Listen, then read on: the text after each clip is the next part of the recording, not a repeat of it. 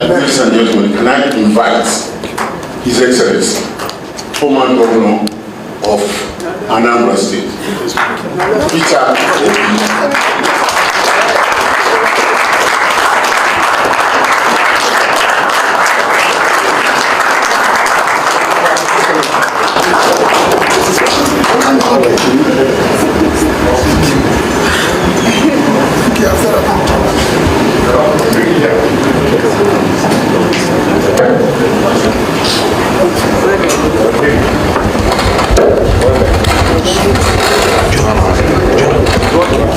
Thank you for the honor, of him allowing me, permitting me, directing me to come and talk to you. Second is to thank you sincerely for what you're doing for this party. Most of you have been involved in this party since inception, and what you're doing for the country. Most of you have done wonderful work for the country, and I thank you for that. My visit this afternoon is just to introduce myself and be able to mention, I'm sure you've been seeing other aspirants and you continue to see all of us, to be able to say to you, my name is Peter Obi and this and this. So whatever I'm going to tell you about this country, you know it already. Some of you are involved with it. But to join from where my little comment is to plead with all of you. The country you used to know, the country you are part of building, is no longer there.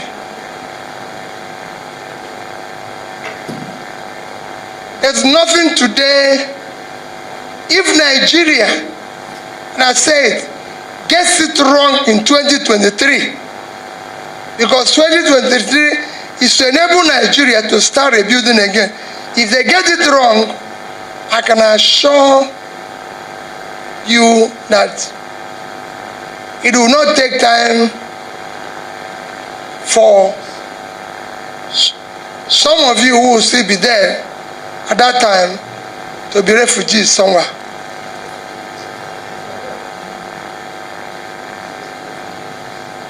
Today, go and look at the list of fragile failing states. Nigeria is on top of it. Today, go and look at the list of terrorized nations. Nigeria is number 3. We are now ranked the same place as Afghanistan and Yemen. Today, we are the capital of poverty. We have been since 2019. What is worse in it is that Nigeria have more people living in poverty than the 2 biggest countries of the world combined. China and India combined is 2.8 billion. Nigeria is 200 million. So we're not even to 10% of these 2 countries combined, but we have more people living in poverty than both of them combined. Today we have 50 million children out of school. And not out of school. 60 to 70% of them have never been to school at all. So they're not out of school. They've never even experienced it, talk less of coming out of it. Your country's stress level, this country is now the most stressful place for people to live in. Go and check the stress level index. Our misery level have gotten down so low. We have the highest unemployment rate because we have been comparing with South Africa, but I'll show you how South Africa is less. We have 33% unemployment. When you include underemployment, you have 55%, out of which 60% of these are young people in their productive age doing nothing.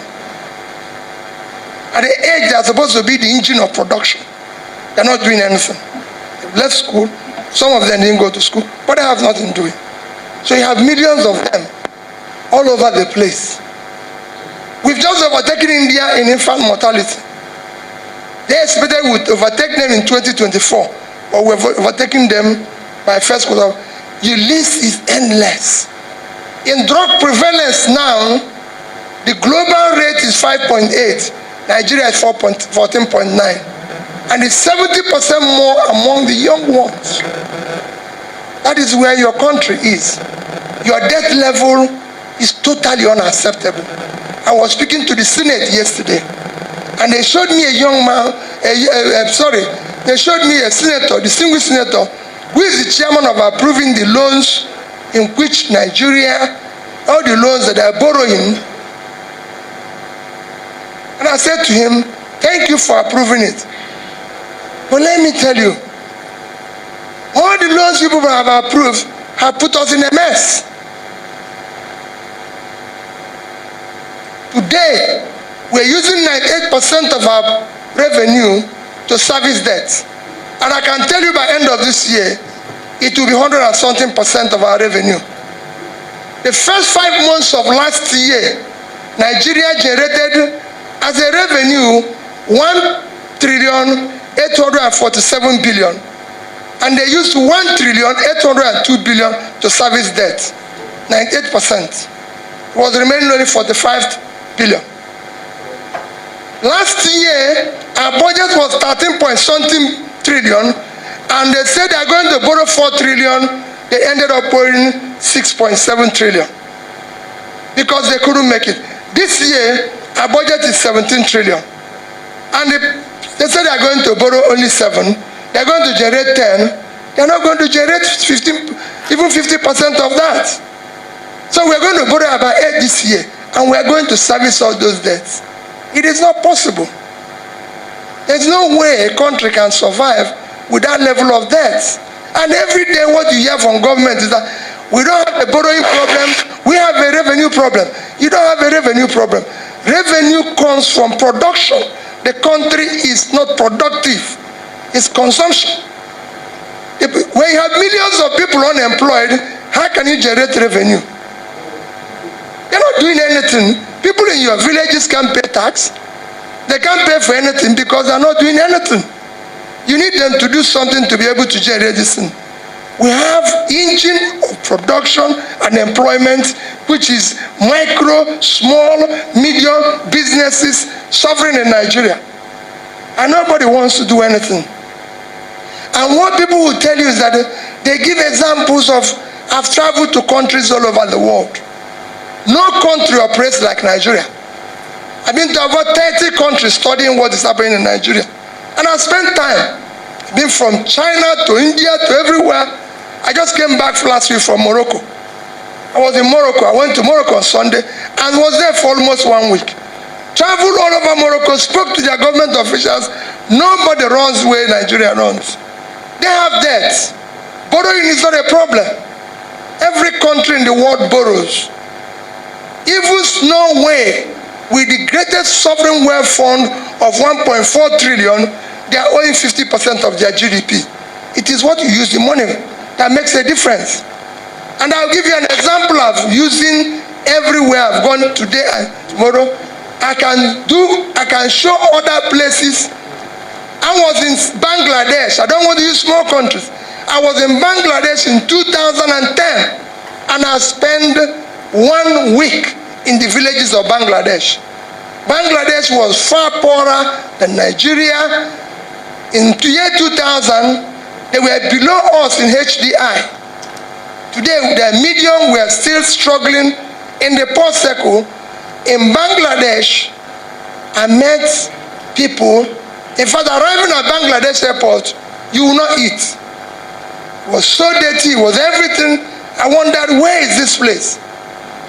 As at that time, Bangladesh had a GDP of $115 billion with a per capita of about $700 each. That was 2010. Nigeria GDP was 375 billion. Our per capita was 2,250 in 2010. And our debts then, in 2010, because you in PDP have helped to clear all our foreign debts, our debt was brought down then to where we were owing just about 5% of our GDP. So we were owing less than $10 billion, equivalent then. Or call it about equivalent to about 20 because of the rate of exchange then, 20 or even 25. That was what we were owing them. Today, Bangladesh GDP is $335 billion with a per capita of 2,050. So they've done 3 times what their per capita was in 2010. Nigerian GDP is 400. Our per capita had come down to 200. We lost below over 10% of what we were in 2010. Our debt have increased from about 30 billion to $100 billion. So that money borrowed did not yield or put into production. It made no contribution to our GDP, to our per capita, to everything. It was thrown away. And we're a nation. And nobody cares. Nobody bothers and says, okay, we're moving. This is how it's been in every country. We are not the first country that have poverty problem. China in 1990 had 98% of their people living under poverty. Today, China have less than 2% living under poverty. In fact, in from 2000 to 2015, China pulled 435 million people out of poverty. In 1990, Vietnam have 97% of their population living under poverty. Today they have 1.6 living under poverty. So is Bangladesh. Everybody is pulling their people out of poverty. Even in Africa, in countries like Egypt. Egypt with 100 million people now have more diaspora remittances than Nigeria.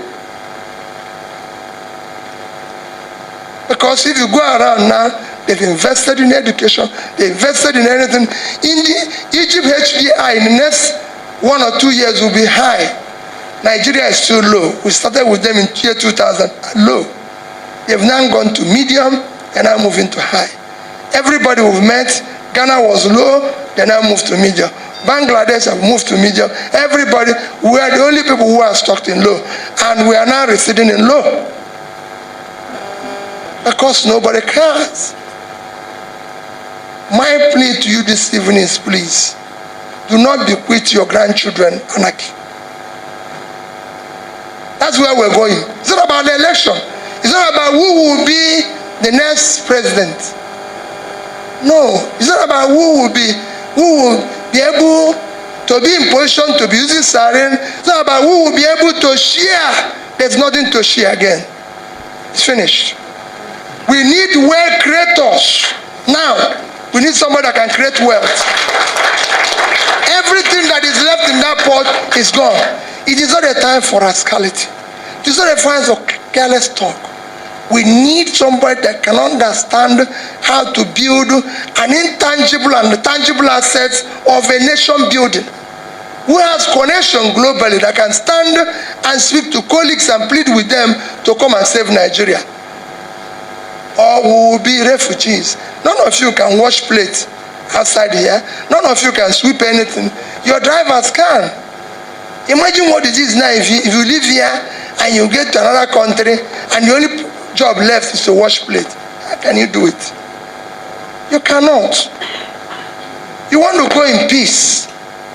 Most of you at the departure lunch, you want to go in peace. You don't want to go crying. And that is critical for you. It's critical for us. I get up every morning and I wonder what is happening here. Yes, people now, everybody is telling you, we will do this, we'll do this. Please, I'm begging, let us check. All those that are going to come and talk to our party, they want to be this, let us check their background. Where are they coming from? What have they done in their life? Who are they? It's easier. Like I will tell people, it's easier to grandstand and say things you cannot do or what you cannot do. My name is Peter Obi. I'm a trader. That's all I've done in my life. Forget about who described me. I'm a businessman who have been a private businessman in Nigeria, have made success of the business, and understands how to solve the problem that it will make private sector drive the process today. I know how your country can start turning around by creating revenue and ensuring that small businesses get money in order to do business, in order to create jobs. I know how much how to direct the banks to do the right thing. Our ports today don't work. I drove from over 300 kilometers, or about that, from Rabat to Tangier port in Morocco to see how their port work, because I cannot see how Morocco, with about 1/7 of Nigerian population, can have the biggest port in Africa that does 3 times the cargo of Nigeria. 3 times all our ports put together.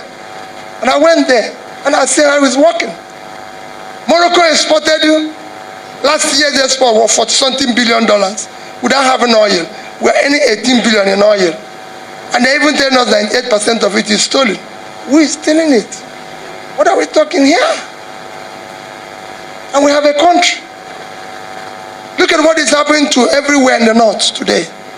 Do we still have a country where we have people who have kidnapped people in Nigeria, taking them somewhere and are calling by phone in this age of technology, and you can't do anything to them? Do we have a country?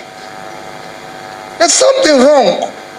It just shows that people don't want to make a decision. I have been a governor of a state where there's crisis, and I can make the elders in that state are here. We solved it overnight. We have a country. The first ingredients of a failing state is when the government is no longer in control of its territory. We're no longer in control of here. We're talking about food. Morocco, with a quarter of a third or half, let me call half, of our land space, exported agricultural materials of over $8 billion last year. I was telling Chief Servant when we went to Niger State, I said, how can we have Niger State with 76,000 square kilometers of land? And we're talking about food. Netherlands, with 33,000 square kilometers, if we include water, 2.6 thousand square meters, was able to export 120-something billion worth of agricultural materials. What are we doing? How can we get this country to work? Just because we have leaders who don't have the capacity, don't have the competence, who wants to waste everybody's time and run around creating nothing. My dear fathers, my dear mothers, let's create a future for this country. What we are going through now will take its revenge on your grandchildren. Thank you and God bless you. Hi, welcome back to my channel. Kevin is my name. This is Happening Now TV. We've been listening to our dear President, Mr. Peter Obi. I believe we are all obedient here.